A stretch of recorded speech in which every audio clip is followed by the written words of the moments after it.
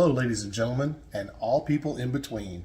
Welcome to Aunt Millicent's cooking show.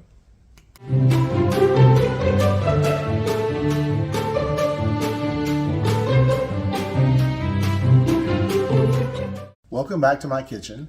Tonight we're going to be making a sweet treat. It's called Banana Fudge. I just made a chocolate fudge video, and this is a variant of the chocolate fudge. It has slightly different ingredients, but it should end up being quite delicious. So I'm going to apron up and let's get started.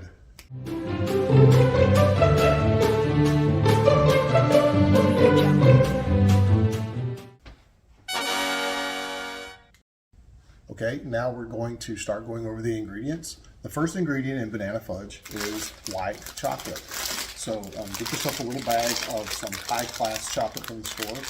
Make sure it's white. It's not going to look good with the brown chocolate. Okay, that's the first one. Second is going to be another can of condensed milk, one of our old favorites here on the show. We make almost everything with condensed milk, so not really, just desserts. So anyway, get yourself a 14.5-ounce can of condensed milk. The next thing is we need a little bit of vanilla wafers. Now this isn't like a huge thing in the wafers. This is just going to be a little sprinkle on top. So you only need a few, okay? So don't go crazy buying vanilla wafers, okay? The next thing we're going to need is actual banana pudding. They make this, you can buy several varieties of it, but this is instant banana pudding, and we're going to put this inside the fudge to give it that banana flavor, okay? And lastly, you're going to need a drop of cooking oil, or just vegetable oil, okay? So only like about 2.5 teaspoons, so you don't need a lot. And finally, since this is fudge, you're going to need a pan, and a little bit of wax paper helps a whole lot because that helps the fudge to be easy to peel off the pan and pull out, okay? So without further ado, I want to start assembling the directions, and I'll meet you at the stove, okay? See you in a minute. Okay, y'all, we're back, and I'm at the stove. The first thing I'm going to put in is my white chocolate chips, and I'm going to put the whole bag in. It's basically about 2 cups, okay? There we go. Kind of resembles corn for some reason. And next I'm going to put in my entire packet of the instant banana flavor or banana pudding, okay? There we go. Next thing that goes in are 3 teaspoons of oil, or vegetable oil, okay? So I'm going to very quickly just run those in there too. I'm such an exact measurer. 3, all right? Then we have to put in our condensed milk. So I'm going to take on that, sorry. And I think I may have forgotten to mention to turn your stove on. Cook on about medium. You don't want to cook it too low. It'll take forever. Don't cook it too high. You don't want to scorch this. Remember, this is kind of mostly a dairy mixture. And you don't want to burn everything. So what you're going to do is get everything in there. And I think that's everything. It looks pretty good. Okay. Kind of looks like gravy, right? Okay, so there we go. And then get yourself a nice spoon and just stir.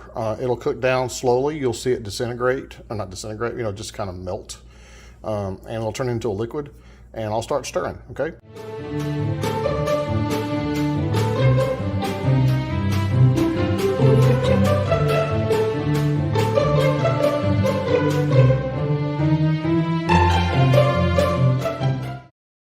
Before we lay out our confection in the pan, I want to show you the deviled egg tea towel that you can see in the background while I was cooking. This was done by my sweetheart, and it's hand embroidered, and it's a series of little eggs having misadventures, and the whole set's from the 1940s, and it's so adorable. I'm going to start featuring more of her embroidery on the show, and it's just beautiful, and I enjoy it so much, okay? So what we're going to do is, the first thing you're going to have to do is get yourself a pan. It can be a normal pan in the kitchen. This is about 8 by 8 inches. And you can either spray the pan with some cooking spray so it doesn't stick, or you can use our wax paper, okay? So all you have to do is, your whole idea here is to make sure the fudge doesn't stick. So all you have to do is make yourself a little liner. It doesn't have to be perfect, okay? So I'm going to put that in there, and I'm going to go get the fudge. It's still on the stove, okay? So I've got the fudge. And here we go. It's creamy looking, and it's going to go on top of the wax paper, and we'll see how that looks.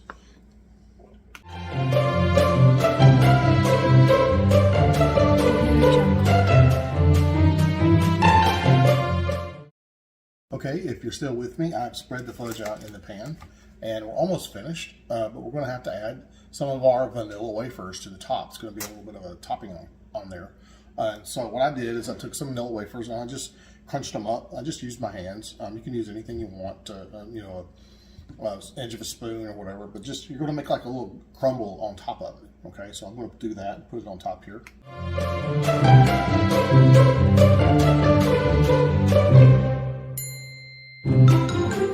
Okay, now I have my vanilla wafers spread out, and we're going to have to put this in the fridge to solidify and cool off, and it's going to be exactly 2 hours. Don't take it out before. I don't care how much you're tempted. Take it out in 2 hours. Okay, so let's head.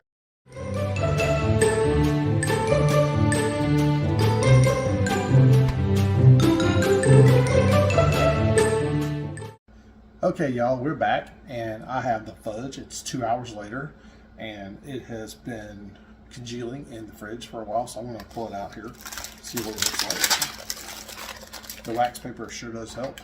Put that aside.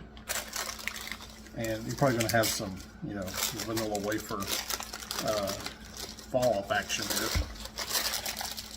But, you know, anything you jam down in there when you made it is sticking to the fudge pretty good. I had some little fudge on the side come up there. That's okay. Okay.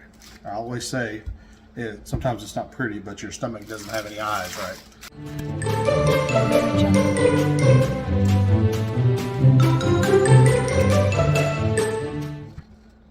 Okay, y'all, we have come to the end of the show, and I'm in the dining room serving my banana fudge. Here we have it. Let's get a good close-up look at that.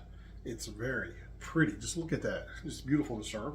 It's kind of got that nice yellow tint, and it has a nice little banana flavor in it. And the vanilla wafers on top just make it that much better. So here we go. Let's see what it tastes like.